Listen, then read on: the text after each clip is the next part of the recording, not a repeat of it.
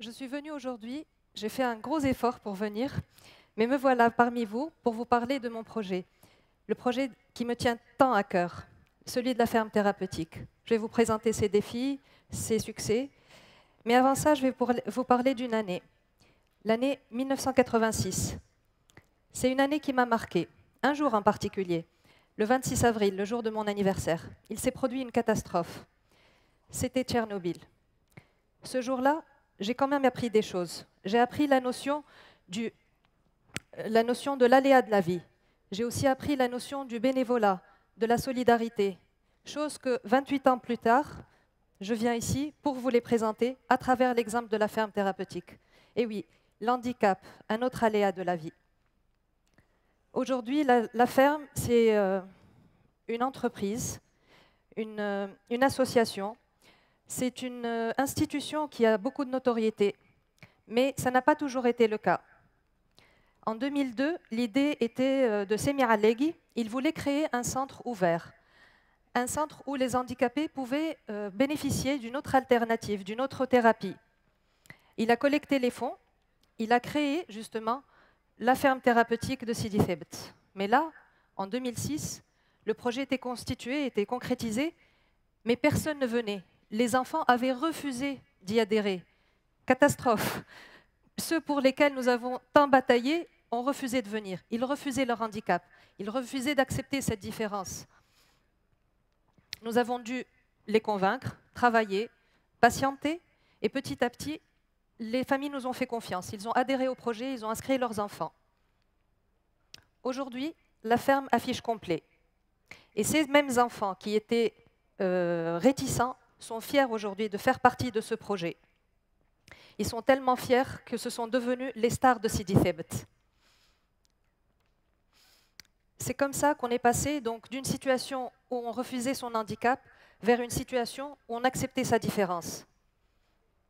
Il ne suffisait pas seulement de faire naître cette ferme, il fallait aussi la faire vivre. Avec Leïla Guesmi, toute l'équipe s'est attelée pour chercher des moyens de financement. Et les finances, c'est quelque chose que les associations connaissent bien, c'est un problème. Mais bon, il fallait résoudre ce problème. En 2009, étant dans une zone agricole, nous avons investi dans des projets agricoles, entre autres la tomate. Et celle-là, elle nous en a fait voir vraiment de toutes les couleurs. Mais au bout du compte, on a réalisé que nos projets n'étaient pas rentables. Nos projets n'étaient pas suffisants et on a abouti à une situation réellement chaotique.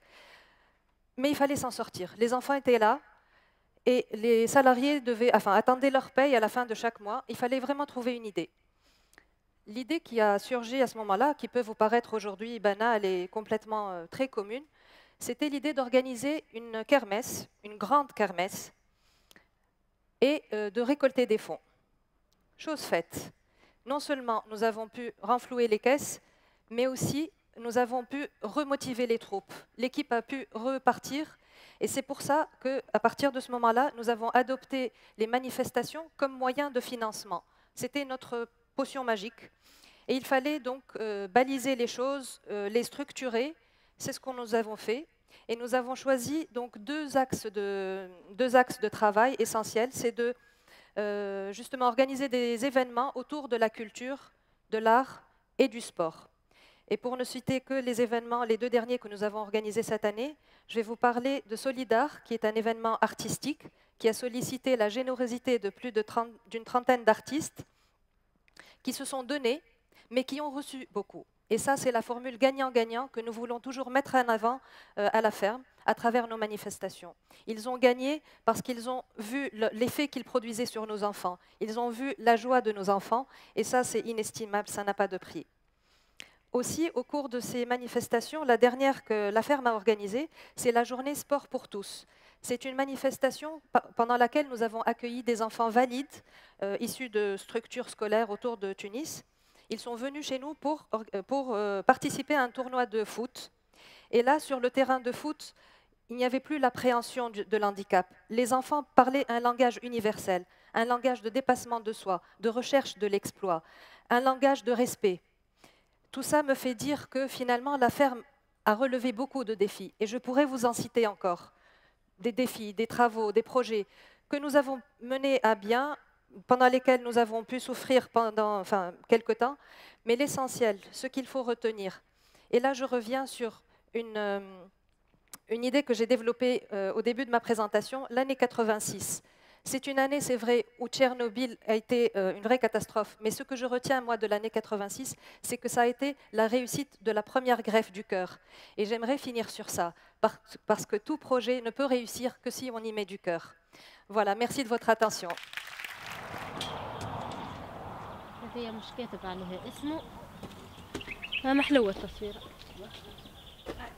Allez, première.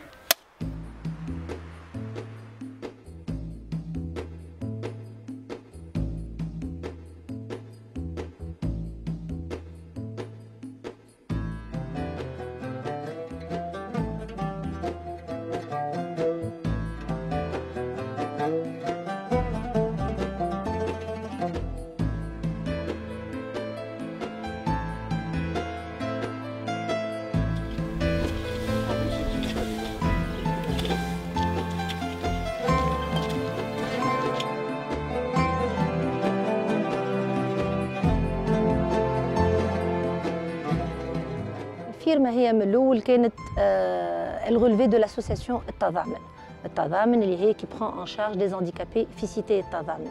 L'idée c'était de créer un espace ouvert pour prendre en charge les handicapés du milieu rural. تلموا Lions Club pour monter ce projet. Petit à petit, l'épanouissement ne pouvait pas avoir lieu uniquement par une prise en charge, que l'épanouissement, il faut la dignité, et la dignité ne passe que par l'emploi. Et donc, on a mis en place les formations professionnelles. On en est à 4. On a la formation professionnelle en cuniculture, en horticulture, fabrication de fromage et valorisation des produits du terroir. Et là, le grand projet de la ferme, c'est quoi faire une fois ces jeunes le diplôme en poche. Alors, si on les forme pour les mettre sur le trottoir après, la dignité, on ne l'a pas trouvée pour ces gamins. Donc, on a un projet pour que la ferme devienne une plateforme d'insertion professionnelle pour ces jeunes. Notre but, c'est de voir ce jeune avec un diplôme en poche et un emploi à la clé. C'est l'autonomie sociale de ce jeune-là.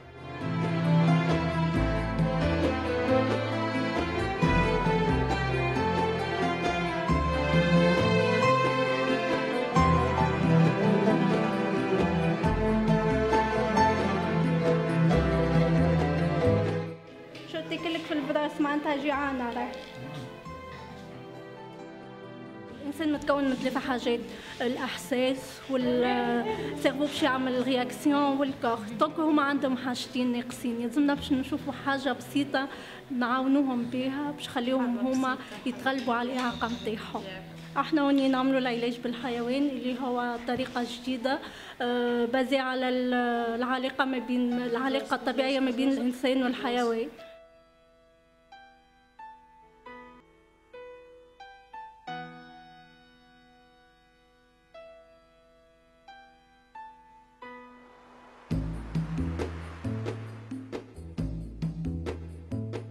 L'équithérapie, c'est l'utilisation des équidés à des fins thérapeutiques. Donc pour chaque enfant, on va avoir des objectifs à travailler en utilisant l'équitation adaptée.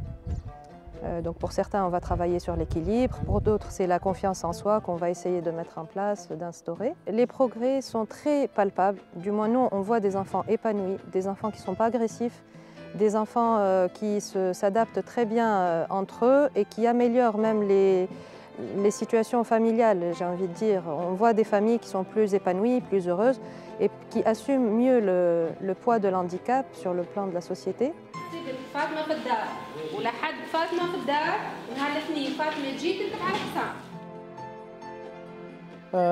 Notre façon de travailler est très simple. On travaille, on tape le gagnant-gagnant. Nous avons des manifestations. À l'occasion de ces manifestations, on sollicite des sponsors. Pour chaque manifestation, qui m'a tournoi de golf, qui m'a solidaire, qui m'a tournoi de tennis, on a des partenaires et des sponsors qui, d'année en année, ou avec cet argent-là, on gère la ferme sans problème.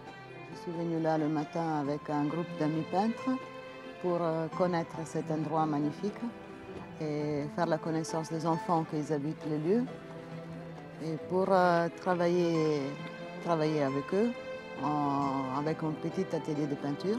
Donc on a travaillé avec eux sur des contreplaqués avec de la couleur. On a fait de l'art-thérapie.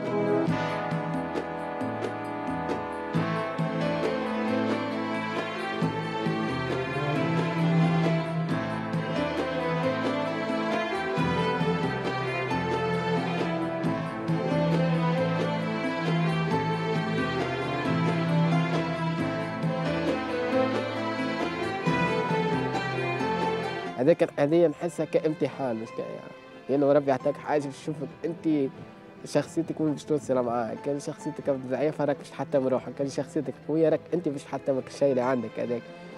وأنا نخزر ديما القدام، لازمني الشيء هذاك نفسخه من راسي لأنه هذيك حاجة وابتلينا بها ربي يشوفك أنت ويشوف عائلتك كيفاش معاك شخصية قوية، كما عندك شخصية قوية ما تنجمش تتحدى حد شيء، حتى الإنسان عنده إعاقة. عنده إعاقة في الفكر، عنده إعاقة في الكلام، عنده إعاقة في النظر، كل حد عنده إعاقة، ما فماش اختلاف في حد شيء. كلمة إعاقة ماهيش إعاقة، نتمنى تولي كلمة تحدي من أجل الحياة.